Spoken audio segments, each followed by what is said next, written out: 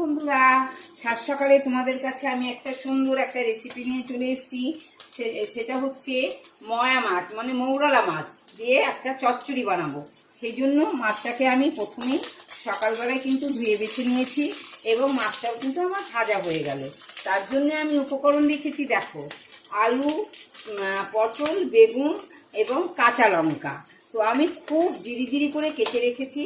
তা আজকে মনে হলো যে আমি একটা রেসিপি বানাই এবং তারই ছোট্ট করে ব্লগ বা ভিডিও করে নিলাম। তো বন্ধুরা, আমি এটা কিভাবে করছি তোমরা দেখতে থাকো। যে ময়া মাছের চচ্চড়ি কালো জিরে দিয়ে করব, কিন্তু তাতে কোনো আমি মশলা অ্যাড করব না, সর্ষে বাটা বা পোস্ত বাটা কিছুই দেবো না। যদি ভালো লাগে অবশ্যই পাশে থাকবে, তাহলে আমার রান্নাটা তোমরা দেখতে থাকো। এবার দেখতে পাচ্ছ আমার কিন্তু মাছগুলো ভাজা হয়ে গেছে। এবার আমি মাছগুলো একটা পাত্রে তুলে নিচ্ছি। আমি রান্না করতে ভীষণ